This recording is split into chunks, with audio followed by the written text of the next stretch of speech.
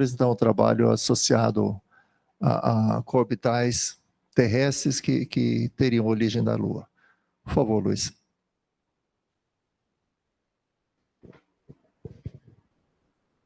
Teste. Tá. Opa.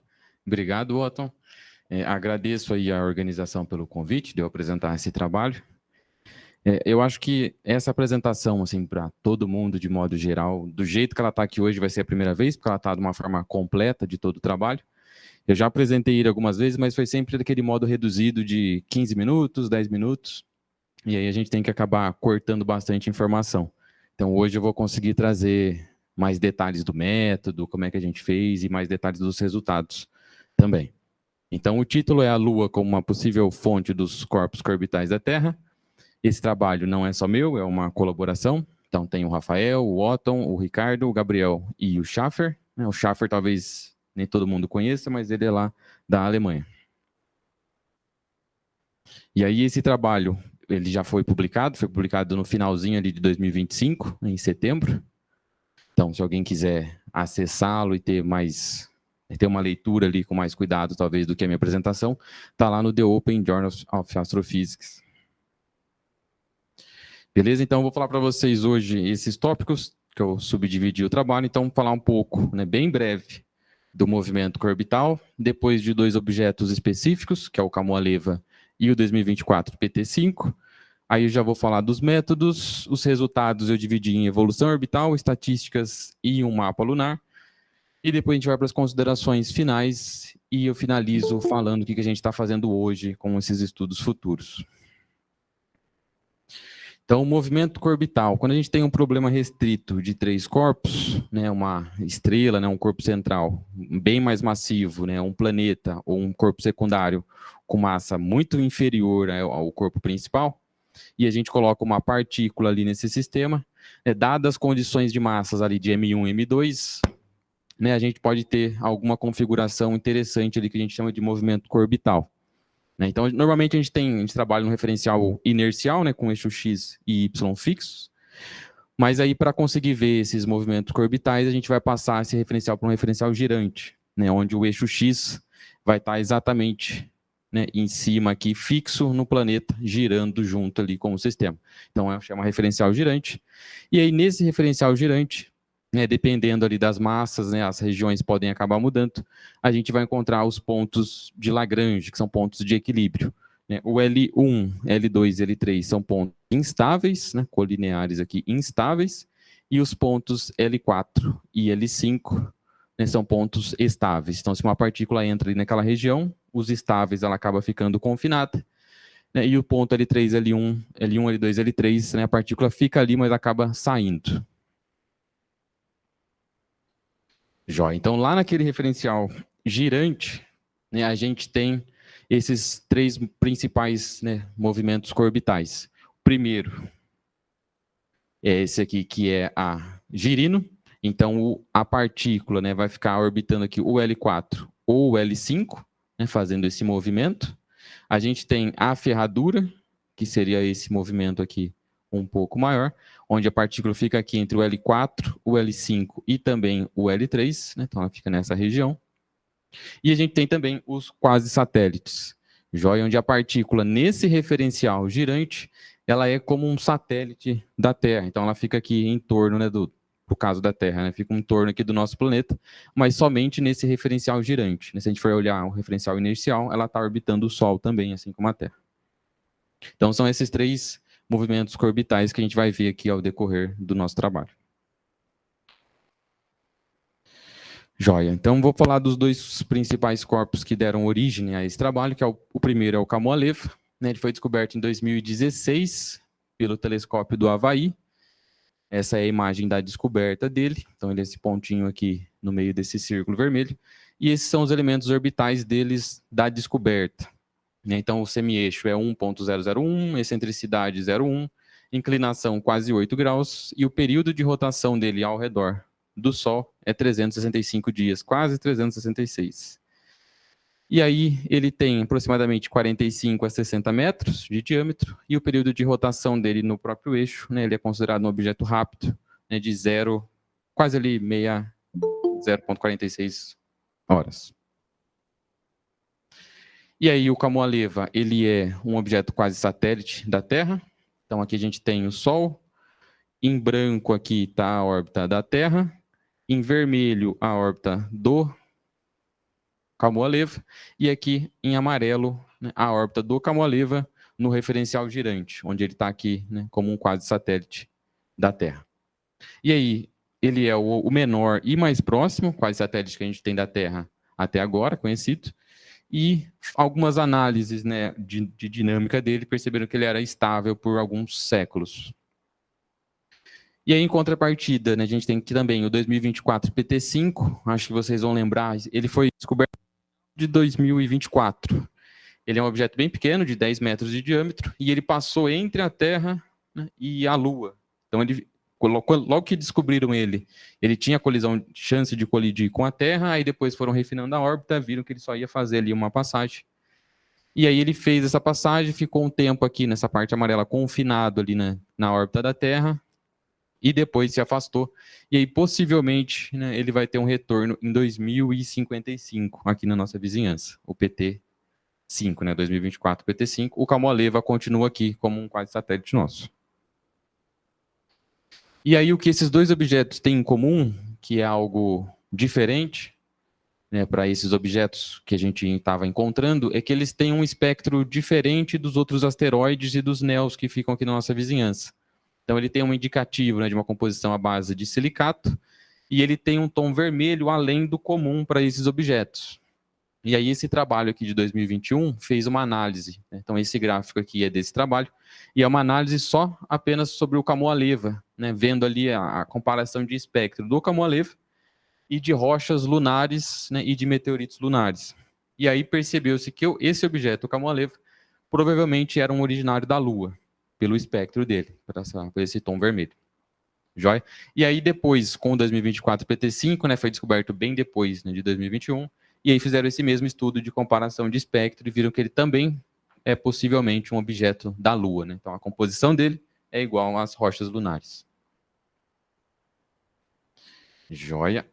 Então, com esses dois objetos, a gente teve essa curiosidade de fazer esse trabalho, né, de experimentar qual que era a chance de um objeto sair ali da órbita, sair da região ali da Lua e virar um orbital da Terra e virar ali um quase satélite, né, órbitas ferraduras ao redor aqui da gente.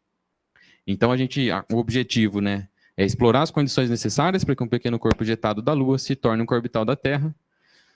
Então a gente não quer exatamente reproduzir a órbita do Camoaleva ou do 2024 PT5, a gente quer explorar se é possível sair um objeto da Lua e virar um orbital aqui da Terra.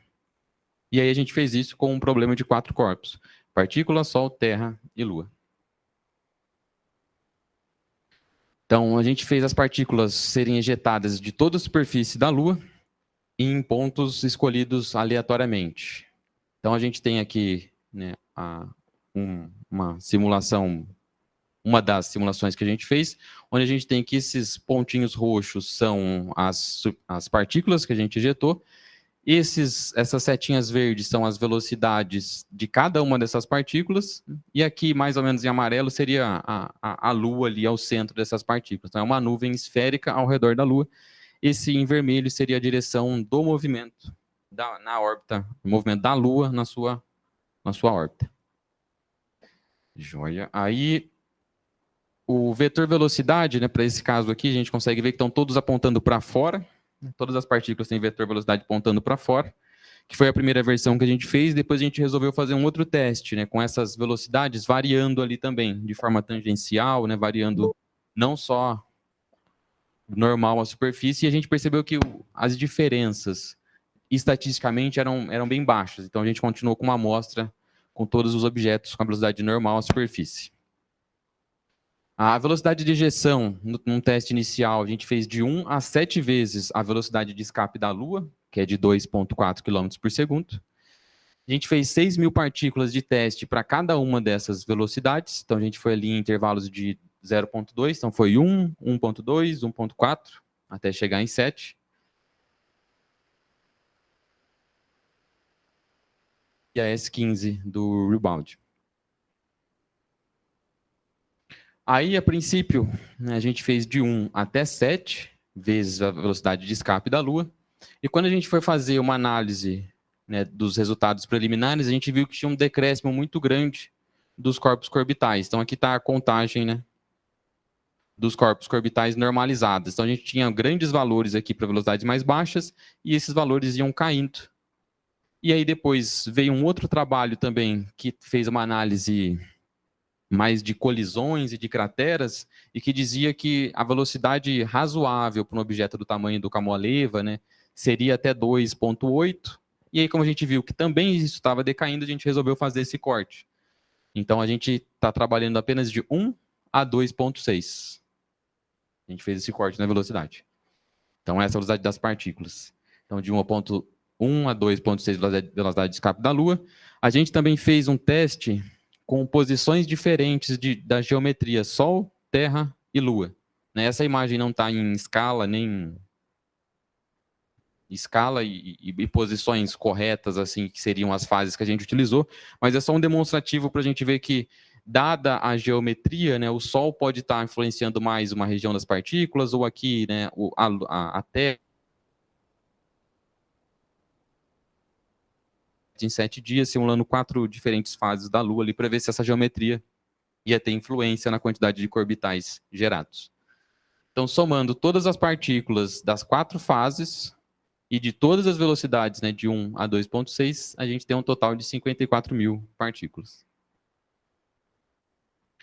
Então, aqui é uma revisão, aí, um condensado dos parâmetros. Então, tempo de simulação, 1000 anos, velocidade de escape das partículas da Lua de 1 a 2,6, vezes a velocidade da Lua, velocidade de escape da Lua. 4 geometrias Terra, Lua e Sol, 54 mil partículas no total. A remoção de partículas a gente só fez por colisão. Então, se a partícula colidia com a Lua, Terra ou Sol, a gente removia. E aí a gente considera como orbital uma partícula que fica um semi-eixo maior entre 0,99 e 1,01 por no mínimo 10 anos, e quase satélite, né, com a variação da longitude média da partícula e da Terra, librando ali em torno de 0 graus por no mínimo 10 anos também. E aí a gente fez esse recorte em 10 anos, justamente para tirar esses objetos que estavam ali só de passagem. Então, a gente teve bastante casos de objetos que ficavam 6 meses, 1 ano ali só passando, né, que era um momento de passagem mesmo dessa partícula ali, que é muito caótica, e ficava ali considerada como um orbital satélite, mas era um tempo muito baixo. Então, a gente estava querendo buscar casos com tempos longos para esses orbitais. Então, os resultados. Então, uma quantidade razoável de partículas evoluem para órbitas heliocêntricas dentro da região orbital da Terra. É uma evolução complexa, então as partículas entram e saem várias vezes dessas regiões orbitais. Tem partículas que entram logo no começo da simulação, tem partículas que entram apenas no final, tem partículas que ficam o tempo todo ali, como um quadri-satélite ou uma ferradura. Então, dessas 54 mil partículas, né, são bem complexo a evolução no geral. O delta lambda aqui é a diferença, né, do lambda da Terra e do lambda dessas partículas, e vai medir o quão longe da fase orbital a partícula se move em relação ao planeta. Ferradura, o delta lambda vai oscilar em torno do ponto L3, que é aquele movimento que a gente viu no início, vai ficar aqui em torno de 180. E quase satélite, o delta lambda vai estar oscilando aqui em torno de 0 graus, já fazendo o quase satélite. E aí, para as ferraduras, para as girinos, ficaria aqui em 60 ou menos 60. Mas para essa evolução de 1000 anos, a gente não encontrou nenhuma girino. Né? Girino aqui, só as ferraduras e os quase satélites. Então, esse aqui é um exemplo de uma partícula que ficou durante os 1000 anos como uma ferradura. Então, aqui no eixo X, a gente tem o tempo, né, que vai de 0 a 1000 anos, todo o tempo de integração. No primeiro gráfico, a gente tem o delta lambda, a diferença do lambda da partícula e da Terra.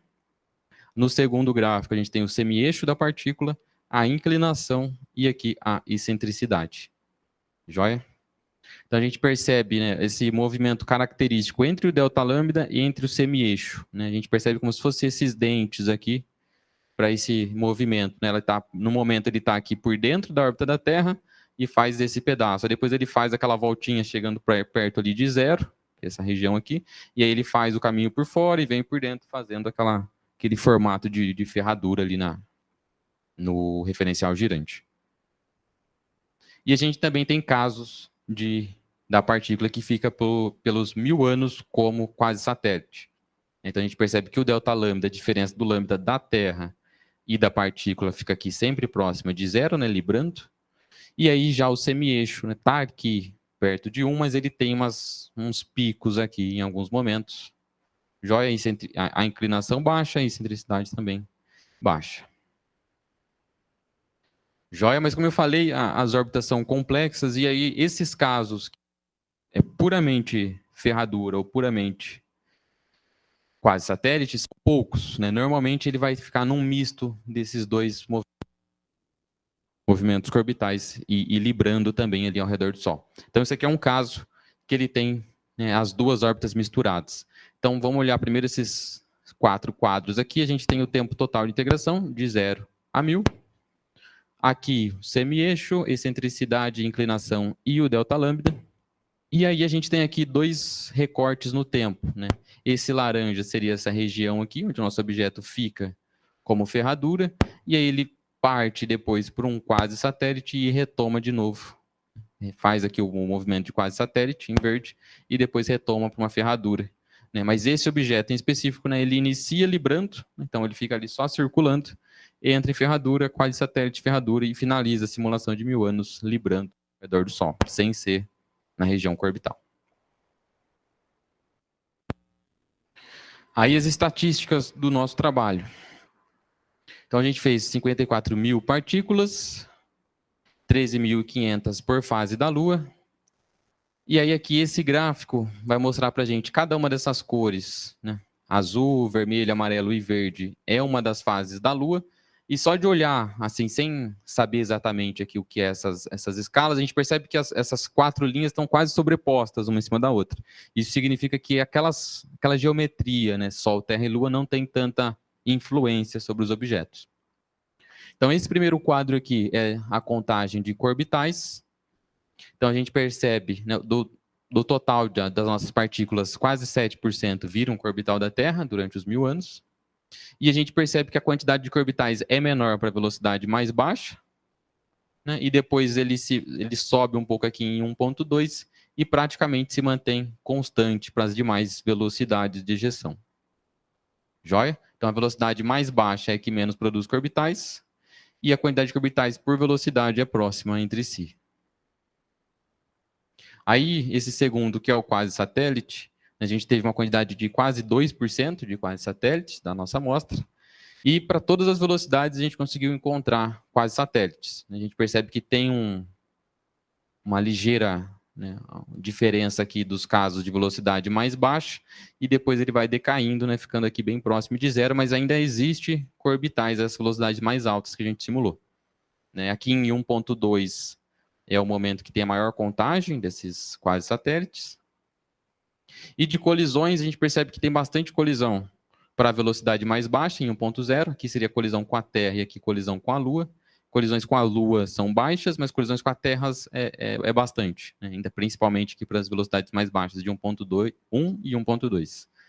E aí 4% da nossa amostra colide, sendo 3,5% com a Terra e apenas 0,5% com a Lua. E aí dessas colisões totais, né, de 4%, 15% delas colide durante um estado de quase satélite. Aí esse histograma, ele tem a contagem de orbitais por velocidade inicial. Então a gente tem aqui as velocidades iniciais e aqui o número de orbitais. E aí nesse histograma e no próximo a gente fez uma divisão de orbitais longos e orbitais curtos. Então a gente tem aqui em azul orbitais que ficou por menos de 100 anos e em laranja orbitais que ficaram por mais de 100 anos como orbitais. Isso além daquele corte que a gente já fez no início, né, de 10 anos mínimos como orbital. Joia? Então a gente vê aqui que apenas para a velocidade mais baixa, 1.0, né, a contagem de orbitais longos é maior que a de contagem de orbitais curtos. Né? Depois, para todos os outros casos, os orbitais curtos, né, se sobressaem, né, com bem mais contagem que o dos orbitais longos. A velocidade, né, 1.2 é a maior produção de orbitais longos, que é aqui a barrinha laranja. A 1.6, que seria essas duas aqui, é a maior quantidade de orbitais curtos, que é a barrinha azul. E aí a média de orbitais longos dá aqui mais ou menos 150, né? Se a gente fizesse uma reta aqui, seria mais ou menos a média por velocidade aqui. E aí esse histograma é apenas uma contagem única por objeto. Então, se o objeto entra várias vezes como orbital, por exemplo, com 80 anos, depois com 130, depois com 600 anos, a gente vai fazer apenas uma contagem dele para esse gráfico. Então, aqui a gente não vai pegar aquelas múltiplas entradas que a gente tinha comentado que existe.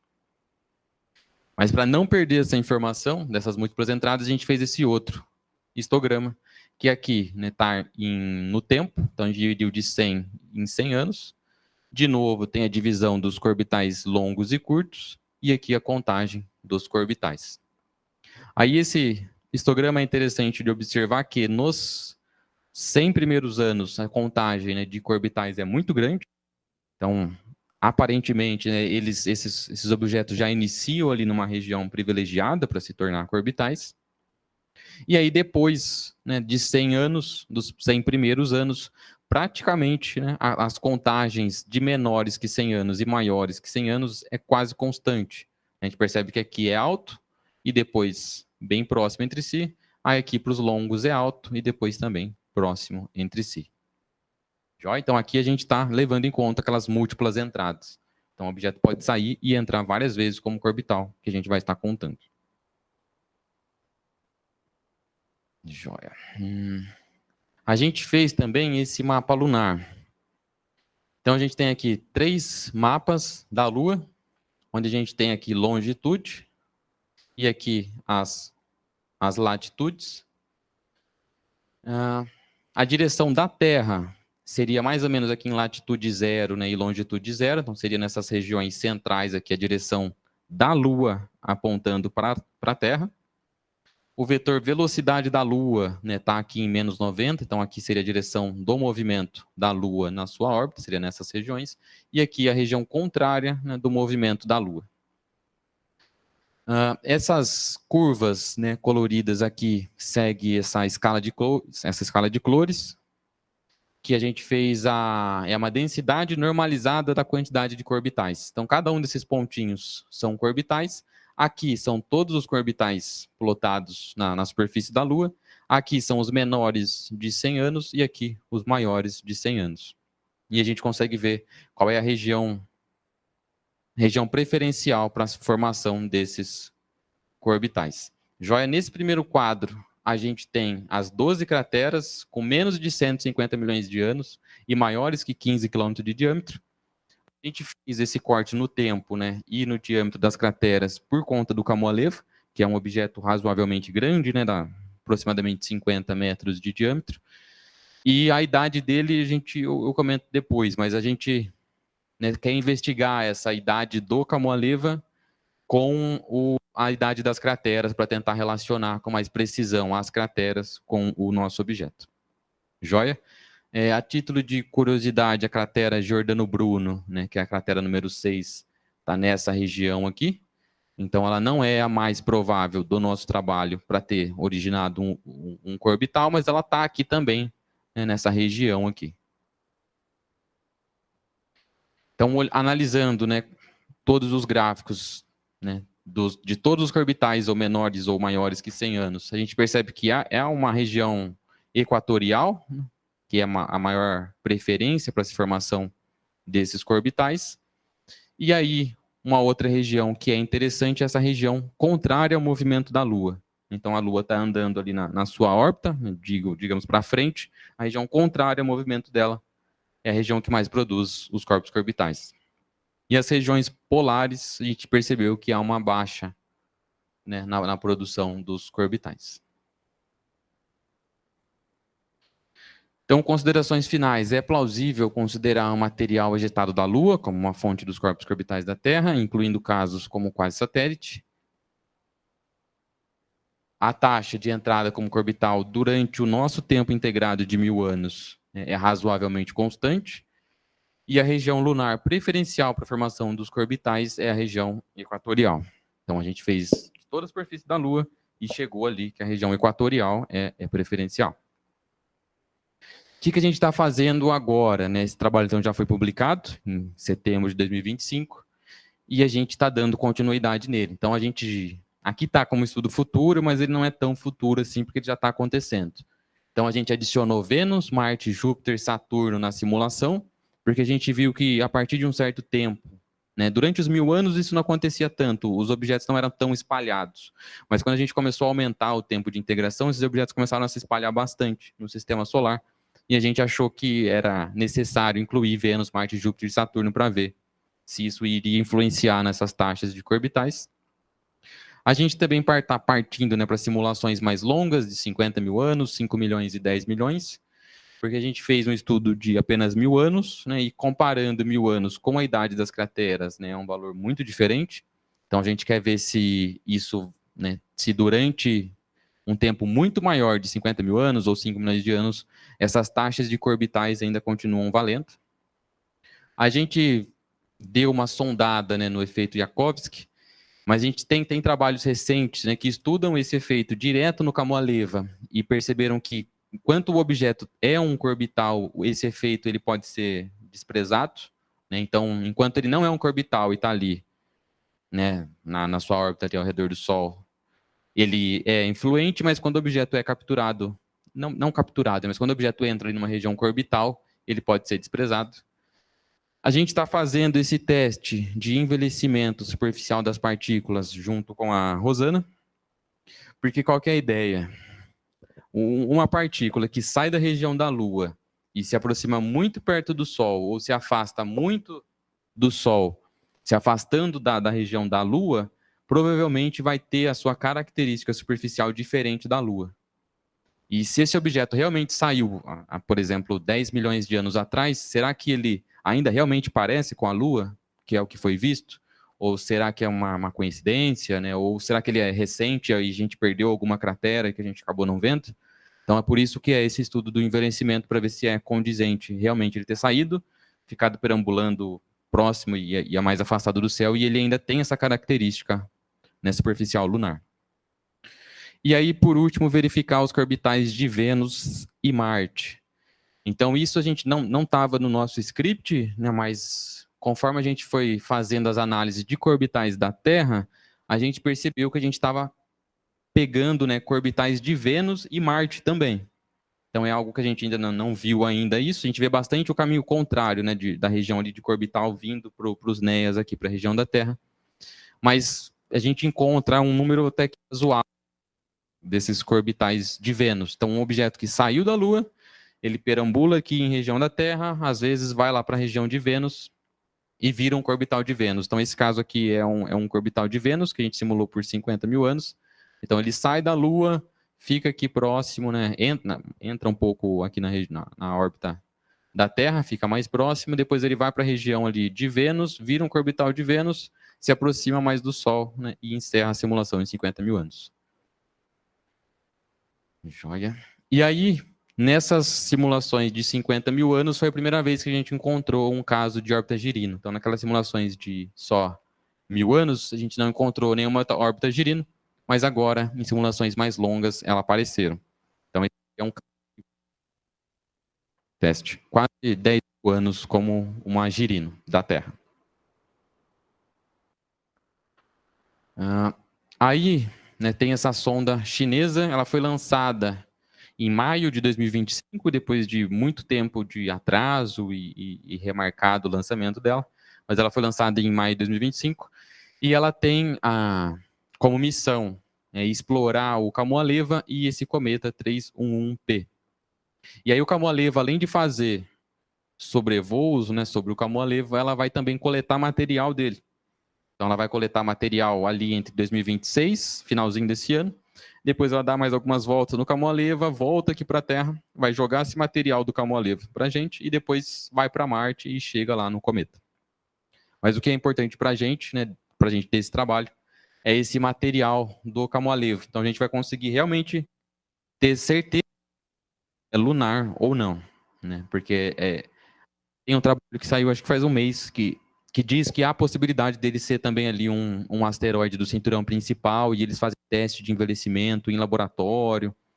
Eles também não encerram essa possibilidade de ser um material lunar. Então, realmente, a gente só vai saber se o Kamoa-Leva, né, é lunar ou não com essa sonda, depois da chegada desse material e essas análises. Aqui está mais ou menos a órbita que ele vai fazer.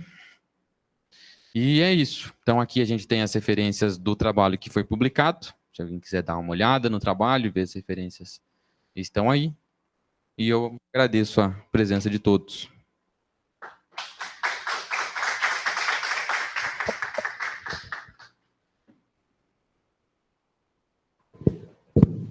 Obrigado, Luiz. Estão abertos a perguntas, comentários. Ernesto? Parabéns, Luiz. É um trabalho bem interessante e eu comecei a ficar curioso com algumas coisas. As velocidades de escape que vocês colocaram, todas elas são normais à superfície da Lua, certo? Isso, todas são normais à superfície da Lua e com pelo menos uma vezes a velocidade de escape da Lua. E aí esse fator vai aumentando. Então, é que se a gente imaginar que esse asteroide se originou de uma outra cratera, você tem a colisão e depois ela levanta, então provavelmente essa velocidade de escape vai ter um ângulo em relação à normal, né? Ela vai ter uma certa um desvio desse normal e provavelmente um desvio grande, né? Isso pode melhorar ou pode piorar, dependendo, é claro, se você contribui na velocidade da Lua ou se você vai contra a velocidade da Lua. Mas é possível que, só pelo fato dela ter uma inclinação em relação ao normal, ela ganhe um pouquinho mais de energia para poder sair da superfície, pode ir mais além ou menos além. Então, de repente, é interessante investigar, de repente, pegar uma pequena amostra, numa pequena região da superfície, fazer aleatoriamente os ângulos e fazer uma distribuição para ver o que vai acontecer nessas órbitas. Eu acho que é uma coisa mais ou menos rápida de fazer, já que... Então, a gente fez esse teste. Vocês já fizeram? Isso. Só que os resultados estatísticos são iguais. Iguais? Curioso. Então, vocês já fizeram. A gente até pensou se era realmente necessário a gente fazer esse teste. Porque a gente estava levando em conta que, por exemplo, uma partícula que sai de cima, e a direção radial ela vai realmente para cima, uma partícula que sai do lado com a direção radial vai para o lado, então meio que acaba compensando uma partícula que sai daqui para cá e vai se somando. Então, a gente concluiu isso, mas a gente realmente fez esse teste, sim, de fazer como se fosse um cone aleatório. Isso. Para poder ejetar, e aí na quantidade que a gente fez de teste, né, o valor estatístico era igual. Curioso. É porque instintivamente eu tenho ideia de que, como está inclinado, para a mesma velocidade, como você tem ainda a componente da Lua, então isso pode dar um ganho a mais ou a menos. Ou seja, com menos energia você consegue ir mais longe, isso que eu quero dizer. É isso aí. Eu acho que isso deve ser bem importante no comecinho da simulação ali, né, que é, sei lá, supor ali os primeiros 50 anos, né, dessa direção, mas acho que depois que ela acaba saindo ali da região da Lua... Ok, obrigado, Ernesto. Mais alguém? Alguma outra colocação? Tem alguém na audiência? Eu tinha alguma coisa, agora eu me esqueci o que ia perguntar para você. Essa questão do envelhecimento feita analisando o tempo e a região que eles ficam em relação ao Sol. Isso. Então, se ele fica, vamos supor, 1000 anos, se ele fica 500 anos mais afastado que a Lua e 500 anos muito mais perto que a Lua do Sol, a gente faz essa compensação de queima superficial ali, longe, perto. Só que ele fica fazendo isso várias vezes, né? Então ele se afasta, se aproxima, se afasta, se aproxima. E a gente vai somando essas taxas de queima superficial para ver se é compatível com a Lua no tempo. Você chegou a ver alguma coisa sobre se tiver bastante ou pouco, o que favorece? Se torna mais parecido com asteroide ou alguma informação nesse sentido, assim? Não sei, talvez a Rosana possa dar mais detalhes disso, mas assim, ele acaba ficando perto do valor, porque ele acaba compensando o tempo que ele fica perto e o tempo que ele fica longe, acaba equilibrando ali o tempo de queima. Você tem alguma informação nesse sentido? Na verdade, nem nesse sentido, mas assistindo a apresentação, Luiz, até parabéns pela apresentação, muito bem apresentado. Eu fiquei na dúvida assim, se a comparação com o solo lunar, ele traz informações da Lua em si, ou já é uma superfície modificada? Porque se a gente imagina que houve uma colisão e você arrancou um pedaço grande da Lua, essa superfície, em princípio, uma parte está modificada, mas talvez a maior parte esteja natural, né? Algo preservado. E aí, então, se for comparação com essa Lua também alterada, a questão dele ficar próximo aqui de uma unidade astronômica pode explicar ele ter uma superfície próxima do que a gente esperaria da Lua, observacional, né? Ou se há indícios observacionais de que ele realmente fez essa excursão por regiões mais internas dos planetas terrestres para ter uma modificação muito grande na superfície. Não sei se ficou mais ou menos claro. Sim, pelo que eu lembro desse trabalho de 2021, eles não fazem essa análise do material ter sido ejetado e ter... realmente comparado com a Lua mesmo. Então, mas seria a questão de uma superfície lunar também modificada. Eu acho que eles fazem com várias. Lunar direto, com material trazido da Lua, com meteoritos lunares, e aí, com essa comparação no geral, é semelhante. Indicação de cada Lua. Agora, eu não sei se eu respondi o que você pediu. Não, valeu. Eu queria, na realidade, era discutir um pouco isso. Não? Acho que deu para levantar a questão. Eu também não tinha uma pergunta bem formulada, era mais para a gente discutir um pouco isso. Sim. Legal. Mais alguém? Tem uma? Eu vi que o Nelson levantou a mão, eu esqueci de falar. Nelson, por favor, pode abrir o microfone e fazer a sua pergunta. Boa tarde, Otton. Tudo bem? Beleza. Tudo jóia, Luiz? Tudo bem, Nelson? Tranquilo aí?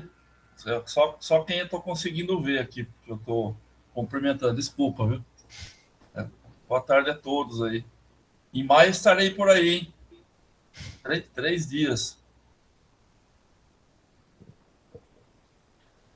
Tem alguma pergunta, alguma questão, Nelson? Sim. Eu acho que eu perguntei para o Luiz lá no Uruguai, né, Luiz? Isso. Há 30 anos atrás, faz um tempinho já, eu fiz uma pesquisa de mestrado que era a simulação de partículas no sistema Sol, Terra, Lua. Então, o trabalho que o Tadashi me passou, um trabalho difícil, fazer simulações nesse sistema para tentar estudar regiões estáveis da Terra onde poderia haver partículas capturadas, só que com uma metodologia totalmente diferente dessa que vocês estão fazendo, né? O Tadashi não foi um trabalho só o meu, ele também tem para Vênus, tá? E entender por que o Vênus, Terra, Vênus não tem nenhum satélite, a Terra só tem um, né? Então esse é um problema levantado pelo Burns num artigo antigo lá, que é na Science, que é levantado isso, da época das Apollo, das missões lunares. Então eu me debrucei, foi o início da minha pesquisa científica, foi com esse tema, né? Depois eu te passo o link eu te mando o meu artigo aí para você ver se você consegue dar alguma coisa para sua pesquisa. Joia, pode mandar assim que a gente dá uma olhada. Esse foi um tema de discussão lá atrás, né? E depois o assunto acabei mudando de área, né? A área mesmo, né? Mudando de escala. A pergunta que eu queria fazer para tentar localizar com alguma coisa que já foi feita, que eu trabalhei, qual a distância desses objetos que ficam capturados por mais tempo? Distância da Terra. A distância da Terra? É. Ou seja, no sistema geocêntrico, você colocou um gráfico aí com inclinação, excentricidade. Já porque a gente não ficou analisando a distância da partícula com a Terra. Então a gente comparou ali o semi-eixo e por exemplo, esse aqui. Comparou ali o semi-eixo e o delta lambda, mas a gente não viu essa distância dele com o da Terra e a partícula. Essa distância em unidades astronômicas é a distância do Sol, então. Aqui não tem. Não. Essa. Acho que travou aqui para mim. Oi, tá me ouvindo? Agora eu tô. Tá, então essa distância aqui desse semi-eixo é com o Sol. Ah, com o Sol. Isso. Então, se descontar, dá para pegar o máximo e mínimo aí que ele. Ah, tá, mas é tudo em relação ao Sol, né? Uhum. Sistema heliocêntrico. Mas aquele do Komoleva, com os dados Komoleva, acho que dá para ter uma ideia. Você tinha no início, a hora que você mostra os dados Komoleva. Peraí. Aqui. Ai, Nelson, isso aí são os dados do Komoleva, que é real, né? Então, se mexe ali, está da ordem de milésimo de unidade astronômica. E aquela excentricidade, então você pode pensar em pericentro e apocentro, que é quando ele faz a órbita. Então é 1/1000 de unidade astronômica, né? Isso, dessa ordem. Então é 1.000.000. É interessante. Pode ser que caia, porque a gente mapeou entre a Terra e a Lua uma região extensa de estabilidade para excentricidades altas, entendeu? Uhum. Então, esses corpos, essas partículas ficariam eventualmente capturados em um COSAI, né? Essa região entre a Terra e a Lua. E acho que vocês estão mexendo justamente nessa região, né? Provavelmente. Interessante. E aí, Nelson, eu lembro que o senhor me perguntou lá no Uruguai dos objetos ressonantes. Né? A gente está fazendo esse estudo aí também, dessas ressonâncias, dessas partículas que ficam em ressonância com a Terra, com Vênus, com Marte. Né? Nesse trabalho mais longo, né, de tempo de simulação, a gente quer fazer um estudo com mais cuidado desses objetos ressonantes ali. Sim. Você está na ressonância na cor orbital, né? Com a Terra, né? Isso. De movimento médio. Sim. Tá beleza, tá ótimo. Parabéns pelo trabalho aí. Beleza, obrigado, Nelson. Obrigado, Nelson. O Vitor também levantou a mão. Vitor, se quiser abrir o microfone e fazer a sua pergunta. Oi, Luiz, obrigado pela apresentação. Opa. Eu fiquei com uma dúvida. Qual seria a massa e o tamanho dessas partículas que estão sendo analisadas? E no estudo de vocês foi feito uma análise se variar esses parâmetros das partículas muda a estatística de quando ele fica de cor orbital, quando é? Opa, joia. Essas partículas são todas sem massas e sem raio. Então, a gente não fez teste variando massa e raio dessas partículas. Entendi, obrigado. Você sabe se teria alguma influência nos dados?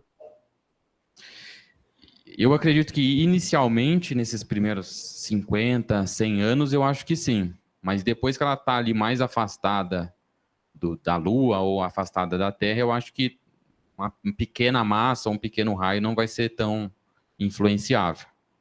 Então, talvez na estatística total do trabalho, talvez não tenha diferença. Mas a gente não fez esse teste. Entendi, muito obrigado. Obrigado, Vitor. Mais alguém? Online? Não? Mais alguém presencial?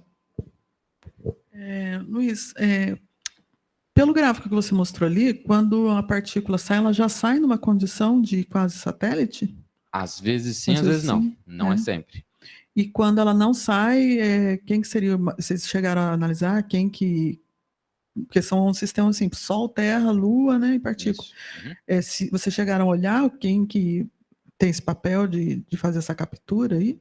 Quais são as partículas? As que são, vamos dizer, entram, né, que as que você tem aquela que está circulando, né? Uhum. Depois ela passa como um quase satélite, né? Uhum. Vocês não chegaram a estudar um pouco aqui quem que faria isso? É a Lua? Se é só a mesma Terra? Entendi a pergunta. Quem que faz ela entrar nesse estado Isso. de corpo vital? Não. A gente não estudou quem que é o responsável por fazer ela entrar. Ok.